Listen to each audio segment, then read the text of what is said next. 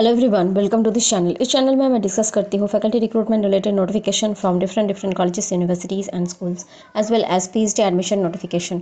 तो अब इस चैनल को सब्सक्राइब कर सकते हैं। Also you can join our Telegram channel. Private and government institution से जो वैकेंसी निकलता है जिसको डिस्कस करना यूट्यूब में पॉसिबल नहीं होता, उसका लिंक आपको टेलीग्राम में मिल जाएगा। लिंक डिस्क्रिप्शन में है, वहाँ से जाकर आप ज्वाइन कर सकते हैं। इस वीडियो में मैं बात करने वाली हूँ एक लेक्चरर रिक्रूटमेंट के बारे में जो आया हुआ है उत्तराखंड पब्लिक सर्विस कमीशन की तरफ से। तो ये लोक सेवा आयोग का एक नियुक्ति है फॉर असिस्टेंट प्रोफेसर पोस्ट। आप देख सकते हैं this is their recruitment portal. तो ये एक गवर्नमेंट वैकेंसी है एंड इसके बारे में A to Z इन्फॉर्मेशन आपको इस वीडियो में मिल जाएगा। वीडियो थोड़ा सा लंबा है, नोटिफिकेशन से लेके सिलेबस एंड एग्जाम पैटर्न पूरा डिस्कस किया गया है इस वीडियो में, तो अंत तक देखिए to know each and every details. And this is the notification जो कि आया हुआ था 19 जुलाई को।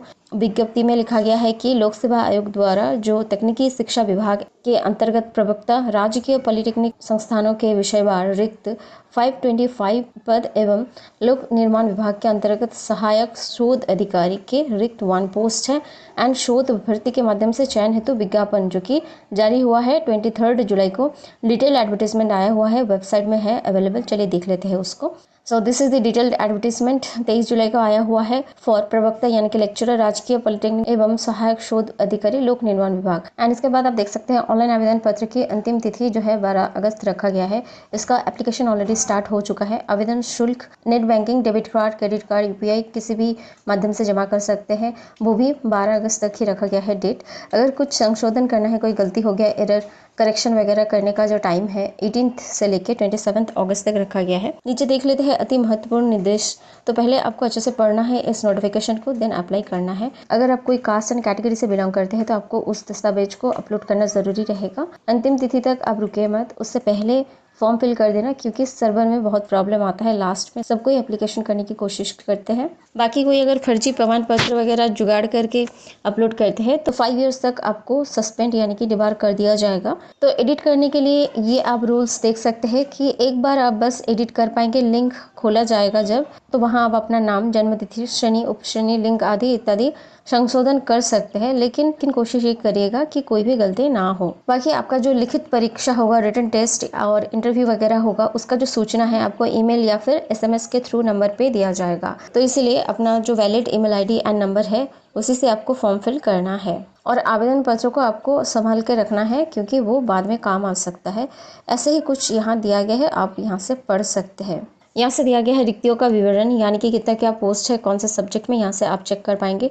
तो टोटल 526 पोस्ट है। पद नाम आप यहाँ से चेक कर सकते हैं। प्रवक्ता मैकेनिकल इंजीनियरिंग के लिए 55 पोस्ट है। वेतनमान 15,600 से लेकर 39,100। ग्रेड पे 5,400 रखा गया है। तो आपका जो वेतन बनेगा वो लेवल 10 का बनेगा। 56 प्लस ही आपका वेतन बनेगा टिल 1,77,500 तक का। बाकी आप यहाँ से चेक कर सकते हैं, आपको पेंशन वगैरह सब कुछ यहाँ मिलेगा। शैक्षणिक अर्हता जो है, किसी भी आप अगर मान्यता प्राप्त विश्वविद्यालय, इंजीनियरिंग संस्थान से मैकेनिकल इंजीनियरिंग, मैकेनिकल और robotics, automation engineering, electronics engineering, industrial और उत्पादन इंजीनियरिंग, मैकेनिकल इंजीनियरिंग इत्यादि, इन सारे सब्जेक्ट्स में अगर आपका प्रथम श्रेणी यानी कि 60% मार्क्स है इन BE, BTech, BS और सेम लेवल डिग्री, तो आप अप्लाई कर पाएंगे। और आपको हिंदी का ज्ञान होना ज़रूरी है। संबंधित विषय में स्नातकोत्तर उपाधि अगर आपके पास PG है तो भी आप अप्लाई कर पाएंगे।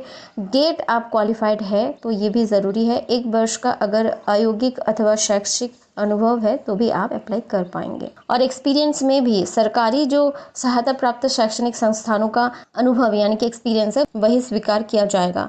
अधिमानी अर्हता यहाँ से आप चेक कर सकते हैं। आयु सीमा, न्यूनतम आयु आपका 21 ईयर और अधिकतम आपका 42 ईयर होना ज़रूरी है। इसके बीच में कोई भी कैंडिडेट अप्लाई कर पाएंगे। और बाकी यहाँ नीचे कैटेगरी वाइज वैकेंसी लिस्ट दिया गया है। 55 जो वैकेंसी है वो आप यहाँ से चेक कर पाएंगे। तो यहाँ से लंबवत आप आरक्षण श्रेणी चेक कर पाएंगे और कुल रिक्त पदों की संख्या।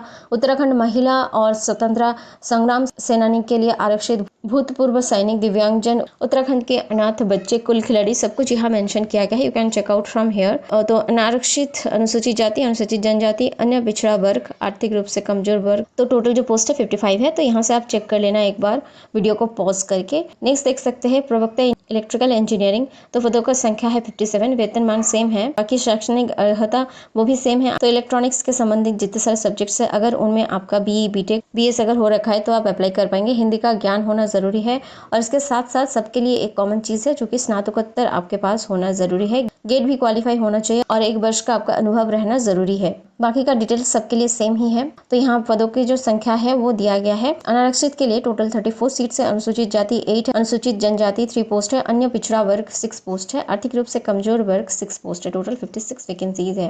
तो नेक्स्ट है सिविल इंजीनियरिंग। यहाँ बहुत अच्छा खासा वैकेंसी है, 103 सीट्स है, वेतनमान सेम है, शैक्षणिक अर्हता भी सेम है। आपके पास BE BTech और BS होना जरूरी है। तो सिविल इंजीनियरिंग के संबंधित जितने सारे स्पेशलाइज्ड सब्जेक्ट है इनमें अगर आपका 60% है BE BTech BS में तो आप अप्लाई कर पाएंगे। बाकी ये मैंडेटरी फील्ड से आपके पास होना जरूरी है। अनारक्षित यानी कि जनरल के लिए 49 है, अनुसूचित जाति 24, अनुसूचित जनजाति 4, अन्य पिछड़ा वर्ग 17, आर्थिक रूप से कमजोर वर्ग यानी कि EWS में 9 सीट्स है। तो टोटल 103 सीट्स है। तो नेक्स्ट है electronics engineering. Electronics and communication engineering जो है वहां से वैकेंसी आया हुआ है, 29 पोस्ट है। तो आपके पास BE BTech और BS का अगर डिग्री है इलेक्ट्रॉनिक्स इंजीनियरिंग के संबंधित जितने सारे स्पेशलाइज सब्जेक्ट है तो आप अप्लाई कर पाएंगे। उसके साथ साथ आपके पास PG एंड गेट और 1 ईयर का एक्सपीरियंस होना जरूरी है। तो यहाँ से आप चेक कर पाएंगे। अनारक्षित के लिए 17 सीट्स है, अनुसूचित जाति 5, अनुसूचित जनजाति 1, अन्य पिछड़ा वर्ग 3 पोस्ट है, आर्थिक रूप से कमजोर 3 पोस्ट है। तो 29 टोटल पोस्ट है। नेक्स्ट दिया गया है instrumentation and control engineering, 3 post है। यहाँ भी आप देख सकते हैं BE BS और BTech होना जरूरी है इन इंस्ट्रूमेंटेशन और कंट्रोल इंजीनियरिंग। तो ये सारे स्पेसिफाइड सब्जेक्ट में अगर आपका 60% है तो आप अप्लाई कर पाएंगे। उसके साथ साथ हिंदी का ज्ञान, PG डिग्री, गेट एंड 1 साल का अनुभव भी रहना जरूरी है। तो अनारक्षित के लिए 2 पोस्ट है, अनुसूचित जाति के लिए 1 पोस्ट है। तो नेक्स्ट है lecturer computer science and engineering PGDCA। तो यहाँ 30 पोस्ट है और इसका जो शैक्षणिक अर्हता है उसका भी सेम है। अगर आपके पास कंप्यूटर साइंस एंड इंजीनियरिंग में डिग्री है BE BTech और BS जिसमें 60% मार्क्स है तो आप अप्लाई कर पाएंगे। हिंदी का ज्ञान होना जरूरी है और संबंधित विषय में स्नातकोत्तर उपाधि अगर आपके पास है, उसके साथ साथ गेट प्लस 1 साल का अगर एक्सपीरियंस है तो आप अप्लाई कर पाएंगे। बाकी यहाँ से आप चेक कर सकते हैं। 30 पोस्ट अनारक्षित के लिए 16 रखा गया है, अनुसूचित जाति 3 पोस्ट है, अनुसूचित जनजाति 1 पोस्ट है, अन्य पिछड़ा वर्ग 7 पोस्ट है, आर्थिक रूप से कमजोर 3 पोस्ट है। टोटल 30 पोस्ट यहाँ रखा गया है। इसके बाद है प्रवक्ता मैकेनिकल ऑटोमोबाइल इंजीनियरिंग, 9 पोस्ट है। तो मैकेनिकल इंजीनियरिंग ऑटोमोबाइल में अगर आपका BE BTech BS है विद 60% मार्क्स तो आप अप्लाई कर पाएंगे। बाकी सब कुछ सेम ही है। शैक्षणिक योग्यता नीचे दिया गया है। अनारक्षित के लिए 4 पोस्ट है, अनुसूचित जाति 3 पोस्ट, अन्य पिछड़ा वर्ग 1 पोस्ट, आर्थिक रूप से कमजोर 1 पोस्ट। तो टोटल 9 पोस्ट है। इसके बाद है प्रवक्ता केमिकल इंजीनियरिंग, 5 पोस्ट है। तो केमिकल इंजीनियरिंग में अगर आपका BE BTech BS है और बाकी ये सारे अगर योग्यता है तो आप अप्लाई कर पाएंगे। नीचे सीट्स देख सकते हैं। अनारक्षित के लिए 2 वैकेंसी है, अनुसूचित जाति 2 है एंड आर्थिक रूप से कमजोर वर्ग के लिए 1 वैकेंसी है। तो टोटल 5 सीट्स है यहाँ। नेक्स्ट दिया गया है प्रवक्ता एग्रीकल्चरल इंजीनियरिंग, 3 पोस्ट है। तो एग्रीकल्चरल इंजीनियरिंग में अगर आपका BE BTech BS है विद 60% मार्क्स तो आप अप्लाई कर पाएंगे। हिंदी का ज्ञान होना जरूरी है, PG गेट एंड 1 ईयर का एक्सपीरियंस यहाँ लग रहा है। नीचे देख सकते हैं अनारक्षित के लिए 2 पोस्ट है, अनुसूचित जाति के लिए 1 पोस्ट है। टोटल 3 पोस्ट है। इसके बाद है प्रवक्ता फार्मेसी। तो फार्मेसी में 47 सीट्स है। तो अगर आप B फार्मा कर चुके हैं विद 60% मार्क्स तो ही आप अप्लाई कर पाएंगे। हिंदी का ज्ञान होना जरूरी है, PG भी होना जरूरी है, GPAT अगर आप क्वालिफाइड है एंड 1 साल का एक्सपीरियंस है तो ही आप अप्लाई करिए। बाकी सब कुछ सेम ही है। आप यहाँ से देख सकते हैं अनारक्षित के लिए 25 वैकेंसी है, अनुसूचित जाति के लिए 11 है, अनुसूचित जनजाति के लिए 2 पोस्ट है, अन्य पिछड़ा वर्ग 5 पोस्ट, आर्थिक रूप से कमजोर वर्ग 4 पोस्ट। तो टोटल 47 वैकेंसीज है। इसके बाद है लेक्चरर फिजिक्स। तो फिजिक्स में 41 सीट्स है। तो फिजिक्स में अगर आपके पास मास्टर्स डिग्री है विद 60% मार्क्स तो ही आप अप्लाई कर पाएंगे। हिंदी का ज्ञान होना जरूरी है एंड अगर आपके पास PhD है, डॉक्टरेट का उपाधि है, नेट भी है, कंप्यूटर संबंधित ज्ञान है तो भी आप अप्लाई कर पाएंगे। तो आप देख सकते हैं अनारक्षित के लिए 20 पोस्ट है, अनुसूचित जाति 8 पोस्ट, अनुसूचित जनजाति 2 पोस्ट, अन्य पिछड़ा वर्ग 7 पोस्ट, आर्थिक रूप से कमजोर वर्ग 4 पोस्ट। तो टोटल 41 वैकेंसीज है। नेक्स्ट आप देख सकते हैं रसायन यानी कि केमिस्ट्री में 45 सीट्स है। अगर आपके पास PG है विद फर्स्ट क्लास तो ही आप अप्लाई कर पाएंगे। हिंदी एवं अंग्रेजी का ज्ञान होना जरूरी है, डॉक्टरेट है आपके पास, PhD एंड नेट है, कंप्यूटर संबंधित ज्ञान है तो ही आप अप्लाई कर पाएंगे। सो यहाँ से चेक कर सकते हैं अनारक्षित के लिए 21 वैकेंसी है, अनुसूचित जाति 11, अनुसूचित जनजाति 2 पोस्ट, अन्य पिछड़ा वर्ग 7 पोस्ट, आर्थिक रूप से कमजोर वर्ग 4 पोस्ट। टोटल 45 वैकेंसीज है। मैथमेटिक्स के लिए 43 वैकेंसीज है। तो मैथ में भी सेम आपका शैक्षणिक योग्यता लग रहा है, PG है विद फर्स्ट क्लास तो ही आप अप्लाई कर पाएंगे। तो यहाँ लिखा गया है कि ऐसे अभ्यर्थी को वरीयता दी जाएगी जो निम्नलिखित अर्हता धारण करता हो। जिनके पास PhD प्लस नेट है उनको ज्यादा प्रेफरेंस दिया जाएगा। तो बाकी यहाँ से आप देख सकते हैं अनारक्षित के लिए 22 वैकेंसीज है, अनुसूचित जाति 9, अनुसूचित जनजाति 1, अन्य पिछड़ा वर्ग 7, आर्थिक रूप से कमजोर वर्ग 4। तो टोटल 43 वैकेंसीज यहाँ रखा गया है। इंग्लिश के लिए 48 सीट्स है। शैक्षणिक योग्यता सेम है, फर्स्ट क्लास डिग्री होना चाहिए और अगर आपके पास डॉक्टरेट है, नेट है या फिर कंप्यूटर संबंधित ज्ञान है तो आप अप्लाई कर पाएंगे। तो आप देख सकते हैं अनारक्षित से 22 पोस्ट है, अनुसूचित जाति में 12 है, अनुसूचित जनजाति 2 है, अन्य पिछड़ा वर्ग 8 पोस्ट है, आर्थिक रूप से कमजोर वर्ग 4 पोस्ट है, तो टोटल 48 सीट्स है। नेक्स्ट है lecturer garden office management and secretarial practice 7 post है। तो अगर आपके पास बीकॉम बीएस गणित विषय सहित बीएससी है तो भी आप अप्लाई कर पाएंगे, लेकिन फर्स्ट क्लास डिग्री होना जरूरी है। एंड सेकंड नंबर, अगर आपके पास स्टेनोग्राफी एंड सेक्रेटरियल प्रैक्टिस के संबंधित एमओएम एंड एसपी में न्यूनतम 2 वर्ष की उपाधि का प्रथम श्रेणी के साथ डिप्लोमा है तो भी आप अप्लाई कर पाएंगे। 3 नंबर में दिया गया है स्टेनोग्राफी एंड सेक्रेटरियल प्रैक्टिस में अगर आपके पास एमओएम एंड एसपी के क्षेत्र में 3 वर्ष का व्यावसायिक या शैक्षणिक अनुभव है तो भी आप अप्लाई कर पाएंगे। 4 हिंदी एवं अंग्रेजी का ज्ञान होना जरूरी है। बाकी कंप्यूटर का नॉलेज मांगा जा रहा है। सो यह चेकआउट फ्रॉम हेयर, अनारक्षित के लिए 3 पोस्ट है, अनुसूचित जाति 2 पोस्ट, अन्य पिछड़ा वर्ग 1 पोस्ट, आर्थिक रूप से कमजोर 1 पोस्ट, तो टोटल 7 पोस्ट है। लोक निर्माण विभाग से सहायक शोध अधिकारी तो 1 पोस्ट है, वेतनमान सेम रहेगा। बाकी शैक्षणिक योग्यता आप यहाँ से देख सकते हैं, अगर आप किसी भी विश्वविद्यालय से रसायन विज्ञान के मास्टर्स है तो आप अप्लाई कर पाएंगे। तो प्रेफरेंस उन लोगों को दिया जाएगा जिनका ये सारे एक्सपीरियंस है, प्रादेशिक सेना में 2 वर्ष की न्यूनतम अवधि तक सेवा की हो, या फिर एनसीसी में अगर आप काम कर चुके हैं पहले,